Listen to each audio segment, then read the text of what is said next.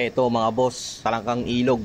Napakataba, oh. Fresh na fresh, gumagalaw-galaw pa. Papasingawan nga lang natin to gamit ang kamatis, sibuyas, kamyas at saka luya. Ganito lang yung mga pangkaraniwan na lutong ginagawa dito. Ang lasa nga pala ng ganito ay manamis-namis. Itong talangka na to ay nahuhuli lang to sa tubig tabang. Kadalasan ito ay nakatira sa mga ilalim ng bato. Pero madalas itong mahuli kapag kagabi kasi active sila pag kagabi. Lalo na pagka maliwanag yung buwan, gapangan lang sila ng gapangan sa mga gilid-gilid ng ilog. Medyo madalang na rin ako makakita ng ganito gawa ng kinukuryente ng mga tao, yung mga isda, at nadadamay naman yung ating mga talangka. Kamyas yung gagamitin ko rito dahil masarap humigop ng sabaw na medyo maasim. Madami-dami ang nilagay ko na yan dahil yung buo-buong kamyas pwede yung pigain tapos lalagyan ng patis. Pwede siyang maging sausawan. Titimplahan ko lang to ng asin at saka ng kaunting betchin. Tapos yung tubig natin dito dapat ay medyo maunti lang. Pwede na nating ilagay yung ating talangka.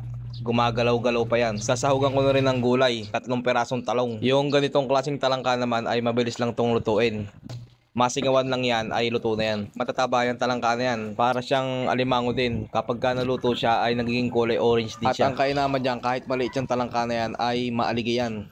Check natin yung ating talangka at ating hahaluin para pantay yung kanyang lasa. Titikman ko na ngayon kung ano ba talaga yung naging lasa niya. Kung saan ba siya nagkulang. At dahil medyo matabang siya, dadagdagan ko siya ng patis. Pababayaan lang nating humalo sa kanya yung patis at pwede na siyang hanguin. Luto na yung ating talangka na yan.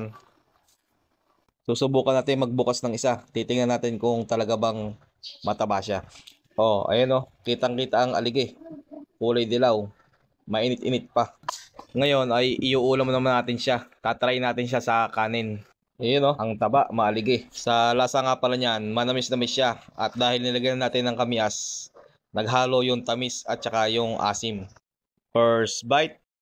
Thank you Lord. Yung mga galamay nito ay hindi naman nakakain yon. Wala naman laman yon, kaya katapon lang yon. Talagang yung pinakagitna lang niya at saka yung aligi, yun lang yung makakain dyan.